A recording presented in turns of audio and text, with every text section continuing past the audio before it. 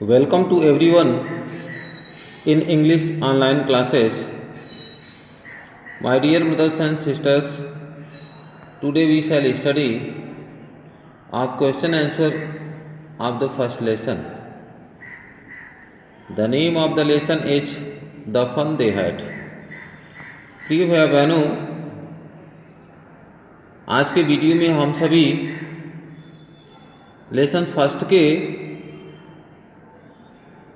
Passage 7 पर आधारित question answer का अध्ययन करेंगे जो यहाँ पर दिया हुआ है। क्वेश्चन आंसर से संबंधित या इस पाठ से संबंधित सभी प्रकार के वीडियोज प्लेलिस्ट में दिया हुआ है। यदि आप उस वीडियो को नहीं देखे हैं तो आप मेरे चैनल के प्लेलिस्ट में जा कर के आप उन सभी वीडियोस को आप देख सकते हैं, समझ सकते हैं। तो जो क्वेश्चन आंसर है उसका यह तीसरा वीडियो है जिसको ध्यान से आप समझेंगे। पैसेज 7 से आपको अध्ययन करना है। तो यहाँ पर देखेंगे बट माई यहाँ से शुरू हो रहा है यह पैसेज। आफ्टर स्कूल यहाँ तक यह पैसेज है। बट माई से शुरू होकर के आफ्टर स्कूल आप अपने बुक में पैसेज में देख सकते हैं। और इस पैसेज में जितने भी क्वेश्चन दिए हुए हैं इस क्वेश्चन को हम स्पष्ट रूप से समझेंगे और इसका अध्ययन करेंगे, क्योंकि प्रश्न समझेंगे तभी जाकर के इसका आंसर हम आसानी से लिख सकते हैं। तो इसको ठीक ढंग से समझना आवश्यक है। तो चलिए हम शुरू करते हैं और ठीक ढंग से समझते हैं। व्हाट डज द मदर से टू टॉमी, यानी माँ टॉमी से क्या कहती है। आंसर है द मदर्स सेज, यहाँ पर सेज है। The mother says SAY yes होना चाहिए, गलत दिया हुआ है। द मदर सेज यानी माँ कहती है that a teacher has to be adjusted to feed the mind of each boy, कि एक अध्यापक को प्रत्येक लड़के के मस्तिष्क के अनुसार अपने आप को समायोजित करना पड़ता है। प्रत्येक अध्यापक को यानी एक अध्यापक को प्रत्येक लड़के के मस्तिष्क के अनुसार अपने आप को समायोजित करना पड़ता है। And girl it teacher, and girl it teacher अर्थात लड़कियों को भी एक अध्यापक को पढ़ाने के लिए समायोजित करना पड़ता है। इसमें बताया गया है कि माँ कहती है कि एक अध्यापक को लड़कियों को पढ़ाने के लिए या लड़कियों को पढ़ाने के लिए या लड़कों को पढ़ाने के लिए, प्रत्येक लड़के और लड़कियों को पढ़ाने के लिए अपने मस्तिष्क को समायोजित करना पड़ता है। बी देखेंगे, इसमें भी थोड़ा सा यहाँ दिया है बॉय एंड गर्ल इट, यहाँ पर टीचेज होगा। हु इज मिसेज जोन्स, यानी श्रीमती जोन्स कौन है, श्रीमती जोन्स कौन है। तो Mrs Jones is Tommy's mother, तो श्रीमती जोन्स टॉमी की माँ है। यानी श्रीमती जोन्स कौन है, श्रीमती जोन्स टॉमी की माँ है। How etch kid should be taught, how etch kid should be taught, यानी प्रत्येक बच्चे को कैसे पढ़ाया जाना चाहिए, यानी प्रत्येक बच्चे को कैसे पढ़ाया जाना चाहिए।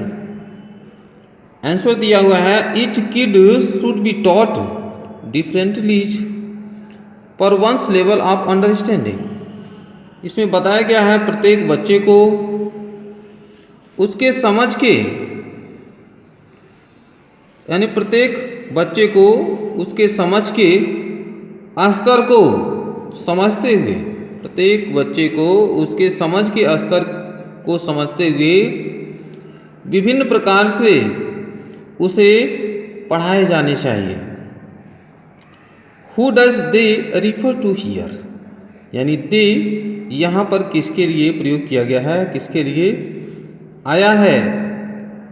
दे is refer to men as teachers in the part schools. यानी दे जो पैराग्राफ में प्रयोग किया गया है, they is refer to men, यानी दे उन व्यक्तियों के लिए प्रयोग किया गया है as teachers in the part schools, जो अलग विद्यालयों में अध्यापक होते हैं। यानी अलग विद्यालयों में जो अध्यापक होते हैं उन अध्यापकों के लिए यानी दे प्रयोग किया गया है। यानी दे उन व्यक्तियों के लिए प्रयोग हुआ है जो अलग स्कूलों में पढ़ाते हैं, अध्ययन करते हैं। 8वां पैराग्राफ देखेंगे। मे बी, यहाँ से शुरू हो रहा है प्रॉपर स्लॉट। क्वेश्चंस, यहाँ पर क्वेश्चंस दिए गए हैं। Who walked away whistling? Who walked away whistling? यानी कौन सीटी बजाते हुए चला गया? टॉम walked away whistling, तो इसका आंसर है टॉम सीटी बजाते हुए चला गया। Right the meaning of the word nonchalantly। nonchalantly यानी nonchalantly शब्द का क्या अर्थ है, क्या मीनिंग है? तो इसका आंसर देखेंगे। इस nonchalantly शब्द का अर्थ है केयरलेसली, यानी लापरवाही पूर्वक। तो फेयर वाज मार्फीज दिया है, मार्फीज, तो फेयर वाज मार्गीज है। Where was Margie's class, where was Margie's school room, यानी मार्गीज का स्कूल रूम कहाँ था? Margie's school room was right next to her bedroom, तो मार्गीज का स्कूल रूम उसके शयन कक्ष के आगे दाहिने तरफ था। What did Margie's learn that day, यानी उस दिन मार्गी क्या अध्ययन करती थी, क्या सीखती थी? तो that day Margie learn to the addition of proper fraction in arithmetic lesson, यानी उस दिन मार्गी अंक गणित में यानी भिन्नों के जोड़ को सीखती थी, यानी भिन्नों के जोड़ को वह सीखती थी। आगे देखेंगे पैसेज 9 है। मार्गी डिड, यहाँ से शुरू हो रहा है, पैसेज 9 शुरू हो रहा है। मार्गी डिड और फन दे हैड, यहाँ यह अंत तक है, फन दे हैड। क्वेश्चंस इसके आधार पर, इस पैसेज के आधार पर जो क्वेश्चंस हैं इस प्रकार हैं। व्हाट वाज मार्गी थिंकिंग अबाउट? मार्गी किसके बारे में सोच रही थी? मार्गी was thinking about the old schools. मार्गी पुराने विद्यालयों के बारे में सोच रही थी। व्हाट डिड मार्गी डू विथ अ साई? मार्गी आह के साथ क्या की? मार्गी put the homework into the slot of her mechanical teacher. मार्गी अपने तकनीकी शिक्षक के दराज में अपने गृह कार्य को रख दी, यानी मार्गी अपने मैकेनिकल टीचर के दराज में अपने गृह कार्य को रख दी। What kind of school Margie's grandfather read in, यानी महान दादाजी, मार्गी के महान दादाजी किस प्रकार के विद्यालयों में पढ़ते थे। Margie's grandfather read in an old school, Margie के महान दादाजी एक पुराने विद्यालय में पढ़ते थे।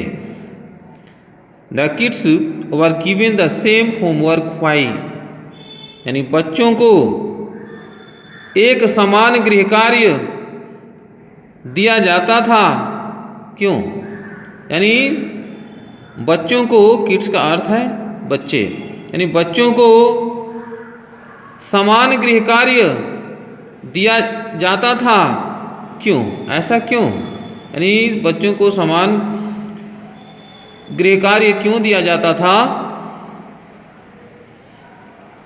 ऐसा क्यों।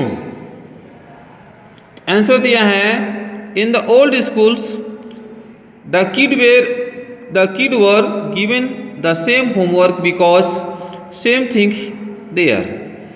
इन द ओल्ड स्कूल्स, पुराने विद्यालयों में, the kid were given the same homework, पुराने विद्यालयों में यानी बच्चों को समान गृह कार्य दिए जाते थे, because they learn the same thing there, क्योंकि वहाँ वे एक ही चीज़ सीखते थे। यानी पुराने विद्यालयों में बच्चों को समान गृह कार्य दिए जाते थे क्योंकि वे यानी समान चीज़ों को वे वहाँ सीखते थे, यानी समान अध्ययन करते थे, यानी समान विषय का अध्ययन करते थे, समान टॉपिक का अध्ययन करते थे। इसलिए सभी बच्चों को उन पुराने विद्यालयों में समान गृह कार्य दिए जाते थे। तो प्रिय भैया बहनों, यहाँ तक आप समझेंगे, यहाँ पर टिक लगाया गया है। आज के वीडियो में यहाँ तक समझाया गया और आशा है कि आप निश्चित रूप से समझ गए होंगे। यदि यह वीडियो अच्छा लगे तो निश्चित रूप से लाइक शेयर सब्सक्राइब करेंगे, और यदि आप ऐसा करते हैं तो हमें थोड़ा सा और भी अच्छा वीडियो बनाने का हमें थोड़ा सा उत्साह मिलता है, प्रोत्साहन मिलता है। तो इसलिए यह सब करना आपके लिए और मेरे लिए भी बहुत ही उचित होगा।